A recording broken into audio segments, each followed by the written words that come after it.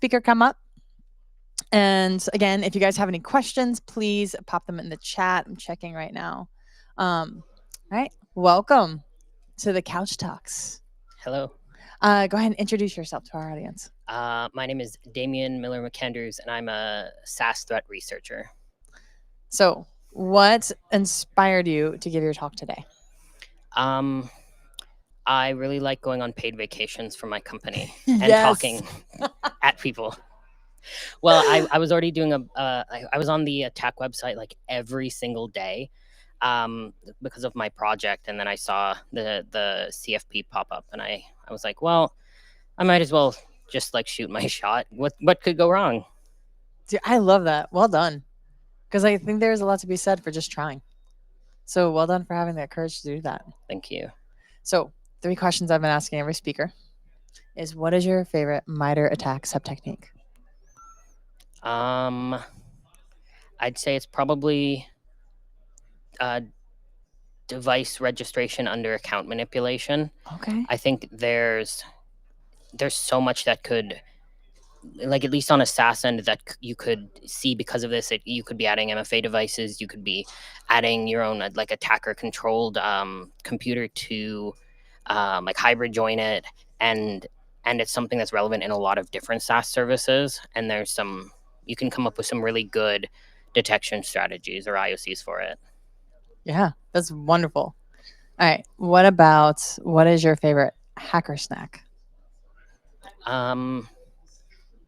This might be a little weird. I like to eat like the mini eggs, like the little candy coated ones. You usually get them over Easter. Yes. But I'll put them under my tongue until they dissolve, so that I don't just like stuff my mouth. Oh my God, full that's a of brilliant mini strategy. Because it takes like 5 minutes to slowly dissolve away. I know people that do that with caramels. Those are the same thing. Or like the Werther's, I forgot what they're called, but they're like these hard candy caramels. The grandma candies. Yeah, they'll put them under their tongue, and then that'll force control, that'll throttle how much. Yeah, how much. Because I definitely would eat. Especially they came out with these really tiny. They call them micro mini eggs, and they're really good if you're making chocolate chip cookies. But you can eat just handfuls of just shoveling back mini eggs. So I need to not eat 1,000 calories of candy a day. That is hilarious. I like the ones filled with peanut butter. I've never had those ones. They're so good. All right, good snack. All right, next one is, and good strategy on eating the snack. I'm a sugar fan. So I would say, I love your response, by the way, because that is absolutely a factor in my decision when I'm going to present places. I'm like, my company will pay for it. It's in a really cool country. Like, I want to go. But what do you do to feel connected to the community? So, and maybe it's, what did you do to get connected in the community? I think my main strategy was to attend as many of the B-side security conferences as possible. Smart.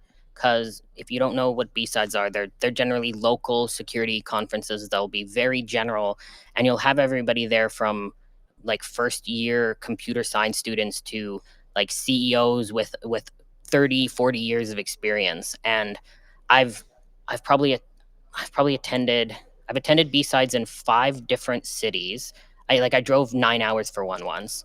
And I've yet to attend a B-sides where I didn't make at least one friend. So really, so it's nice to just see people like that and get out of the house and do that. Sometimes when you're just wandering on the vendor floor, you just meet random people because you're just talking about like, that's a really cool keyboard. How does that even work? And then you wind up like in a conversation with someone about it. And for me, actually, my I'm very socially anxious. So if I don't have like a crutch, I'll just kind of lurk. And thankfully, there's usually at least one person, I think, who spots me and is like, that person needs like an emotional support person. So at most conferences I've gone to alone, somebody's come up to me and said, and like introduced themselves and said, hey, come sit with my friends. So they're really, really just friendly places. Yeah, it sounds like it. It sounds like there's just a lot of good people in the community. I love B-sides. I would choose going to DEF CON over I would choose going to a B-sides over a DEF CON like any day. There's a lot of people that say that the B-sides Las Vegas is like even better than DEF CON, and honestly it is. Like a lot of us, like, so when I did my talk for Black Hat, I actually presented at B-sides first, and the vibe is so nice.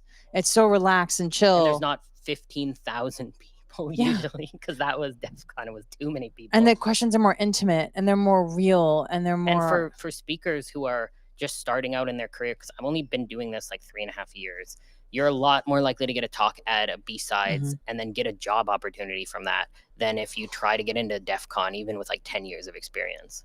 I'm really glad you said that, because this is a rough job market right now, so that's probably really well received. I've done a B-Sides talk or two, and people always came up to me. Every talk I've done, I've had at least one person come up and say, "Can I talk to you about this open position at our company?" So, just something to consider. I love that. Well, seriously, thank you so much for coming to ATT&CKcon. Thank you for presenting and going through all the work that takes. Thank you. It's all right. All right, next up, we're going to have our next speaker.